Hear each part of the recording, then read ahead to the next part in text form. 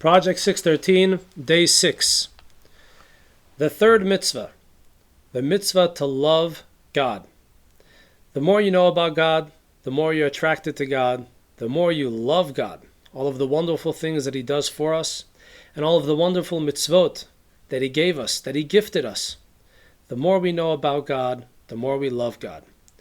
And part of this mitzvah is the fact that if you love God so much, share God with others. Similar to Abraham, the very first Jew, when he discovered the amazing discovery that all the idols were worthless, and there is a true God in this world, the creator of the world, and the one in charge of everything in this world, and that He has a purpose for creation and for humanity, Abraham did everything in his power to spread that knowledge to all of humanity. That's why Abraham was called the consummate lover of God. He truly loved God, and therefore he wanted to spread the word. The next mitzvah, a positive commandment, to fear God. I'd rather use the term to have awe and reverence for God. You might think that once you love God so much, you're buddy-buddy, and you could be informal, be chilled. It's not the way it works. When we're talking about God and God's commandments to us, we're dealing with live ammo. This is serious business. And therefore, this mitzvah is that we should have awe and reverence of God and be fearful of doing anything that is contrary to God's wishes. In general, love and respect are always best to go hand in hand, because if you have too much love, things get informal and they go south. If you have too much fear, then there is no excitement and pleasure in the relationship. So we have to have both with God, love and awe and reverence.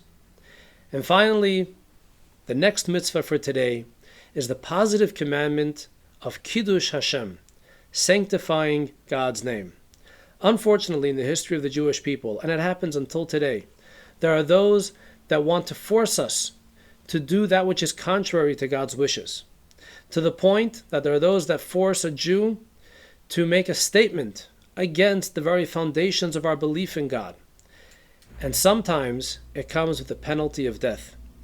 There is a positive commandment not to give in to any of these threats and to be willing to sacrifice our lives for God Himself. We have this in history numerous times, unfortunately. One of the most famous ones was after the destruction of the first Holy Temple. During the reign of the Babylonian king Nebuchadnezzar, he forced everyone in the world to bow down to an idol. And there were 3 Jews that were there, Hananiah, Mishael, and Azariah, and they refused to bow.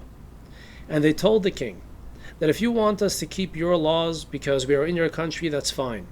But if you want to force us to deny God and to deny our belief in God, you are nothing more than a dog. And Nebuchadnezzar threw them into a fiery furnace. But a miracle happened, and they were spared. But they didn't know the miracle would happen. They were prepared to die for their belief in God. That is the positive commandment of sanctifying God's name. A derivative of that commandment is that we should do everything in our ability to ensure that God's name is always sanctified. Through our proper behavior, we are capable of sanctifying God's name on a day-to-day basis as we live a hearty and healthy and wonderful life. Thank you for watching.